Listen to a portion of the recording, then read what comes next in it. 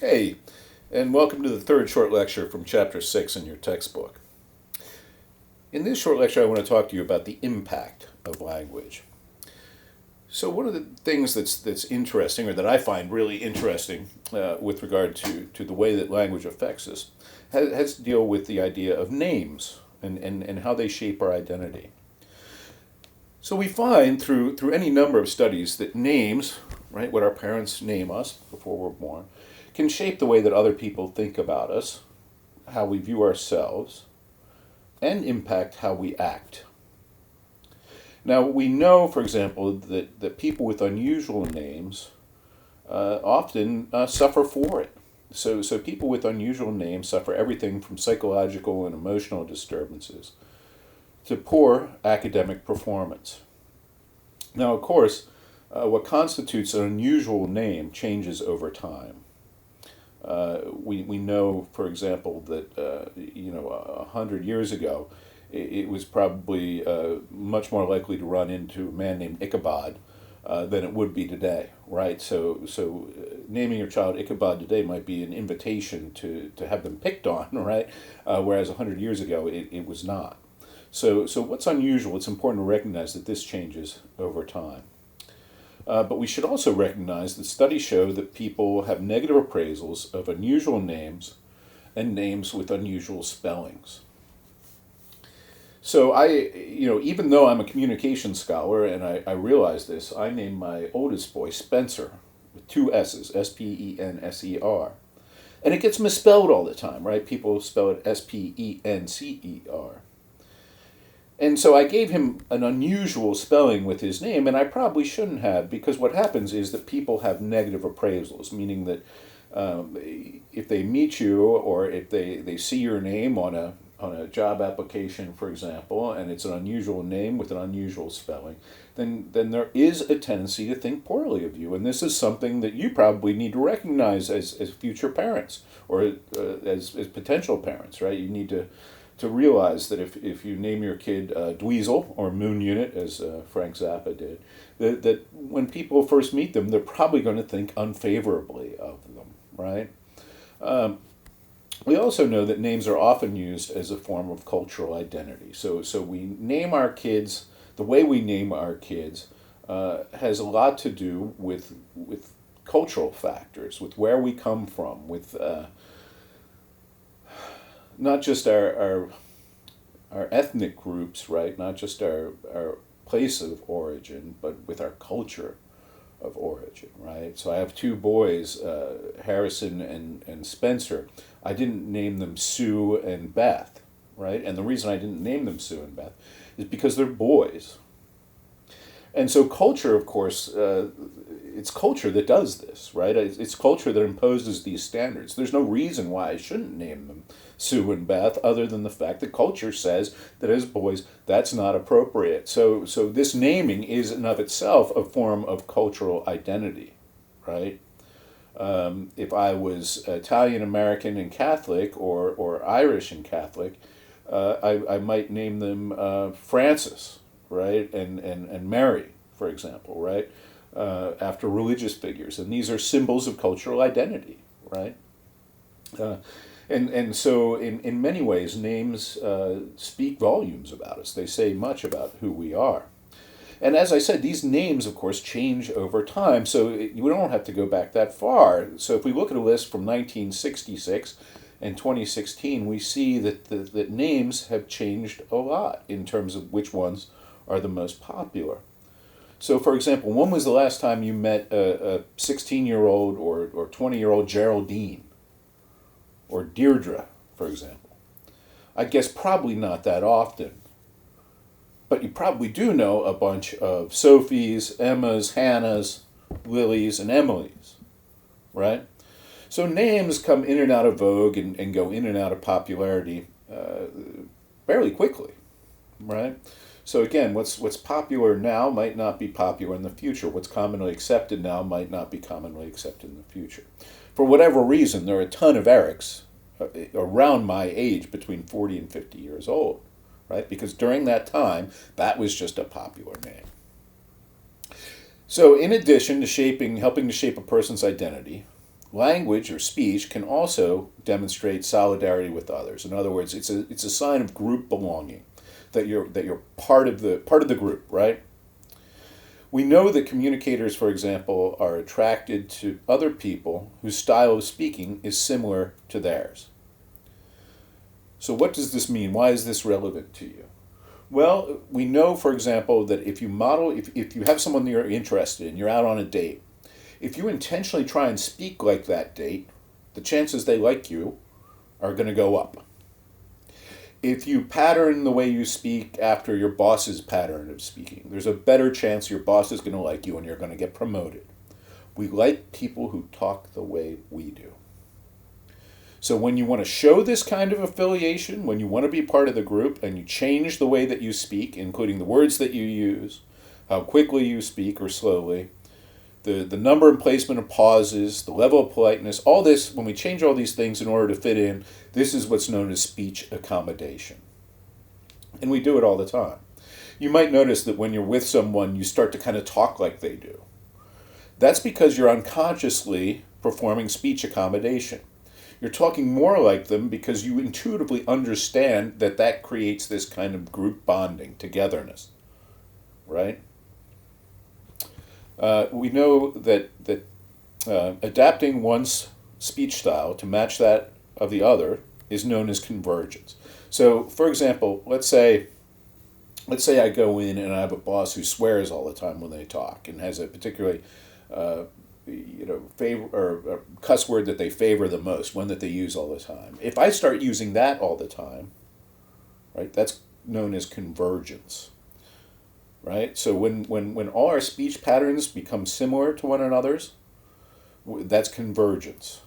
Right? So we perform speech accommodation, and that creates convergence. Now, again, like I told you earlier, studies show that language really does help with affiliation, really does help us form bonds. So the likelihood of romantic interest increased when conversational partners use the same kinds of words, same kinds of pronouns, articles, conjunctions, prepositions, etc. So if you're out on a date and you want someone to like you, talk like they do. We know that when couples use the same language styles in their messaging and texting and so on, the chances of that relationship lasting increase by almost 50%. Again, this is just copying language, right? Just being more like the other person in the way that we communicate. And when people feel positively about one another, when they like one another, when they share good feelings about one another, then their linguistic convergence is mutual. So I speak more like you speak more like me if we like one another. Now, of course, sometimes people go out of their way to speak differently from one another to emphasize their difference, right? So if you don't like someone, you might intentionally try and speak in a different way. And this is known as divergence. So there's convergence when we try and speak like one another, and divergence when we try intentionally not to speak like another person. Now, there are a whole series of words that, unfortunately, that I use all the time and that I've noticed that I use in these videos that are known as powerless speech. Now, powerless speech are verbal patterns that make one seem uncertain, dumb, apologetic, right? And we don't want to use them because they make you seem powerless. Now, there's all different kinds. There are hedges, and these are phrases like, oh, well, I guess we should do this. Or I'm kind of upset. You don't need to say you're kind of upset. Just say, I am upset. It's that qualifier, kind of, that makes you seem powerless. Then, of course, there are hesitations. Things like etc., right? Like all these different terms that we use that don't really mean anything, but they fill pauses in conversation. Then there are intensifiers. Words like very or really. I'm not very hungry, or I'm really tired today. Also, sometimes simply using polite language can make us appear powerless. Excuse me, sir. Right? The use of the word sir gives that other person a power that perhaps you don't have yourself. Then there are things like tag questions, which unfortunately I use all the time. That's when you tack on little questions at the end of statements in order to get affirmation for other people to agree with you. I do it all the time by adding a question to my phrases, the word right, at the end of sentences. What I'm doing there is looking for your affirmation, for your approval, and that, of course, is a form of powerless speech. I shouldn't do it, but it's a habit that I've done my entire life, and I'm having trouble breaking. Then there are disclaimers. I don't want to be rude, but, and these are interesting phrases in and of themselves, because as soon as you use the word but, of course, you negate everything that comes before it. And then there are rising inflections, meaning that you go up in terms of tone or pitch on your voice at the end of a sentence. Should we really do that? You see how that makes me sound uncertain? That's another form of powerless speech. So if we avoid powerless speech, it can create the image of competency. And this is something that I talk about a lot with my public speaking classes. I tell them, don't use ums and ahs and ers. Just let the pause hang out there. If you don't know what to say, it's better to pause than to fill that space with a bunch of because that makes it seem like you don't know what you're talking about. Now, on the other hand, of course, speech that's too powerful can also be problematic. We can offend people by conveying messages that are too powerful. We can seem impolite, or we can seem like we're ordering people to do things. So as a result, we need to kind of balance powerful speech and powerless speech in order to hit that perfect middle ground of politeness. So, there are 3 linguistic habits that I want you to learn about in order to potentially minimize disagreements. So the first thing is you should understand the difference between fact and opinion and qualify your opinions when needed. So in other words, there are some things that are verifiably true or false. These are facts. There are other things where we just feel a certain way about a topic or idea. Those are opinions. And it's important to know the difference. People often confuse these. Also, when you can, use perception checking to avoid attribution bias. So in other words, ask somebody what's going on and how they perceive a situation instead of just thinking up a motive for them on your own. And then finally, pay attention to your use of emotive language and try and replace it with neutral language. Also, it's good to use what we call language of responsibility, particularly if you're involved in conflict. So generally, it's better to use it statements than I statements. So, for example, it's better to say something like, it makes me kind of angry when you do that, rather than saying, you make me angry. But statements are confusing as well. So we want to avoid using the term but, because the word but negates everything that comes before it. So people will say, well, I don't want to be rude, but. And what that means is that, everything they said before but doesn't matter, because they're about to be rude. So generally we want to avoid using that kind of language too. Now, if we come down to the choice between using I or you in a conflict, it's much better to use the term I. So, for example, it's much better to say, I don't want to have to clean up the house by myself, than it is to say, you never clean up. You're taking responsibility for the way that you feel in the situation by using I language. When you use you language, you're placing responsibility with someone else.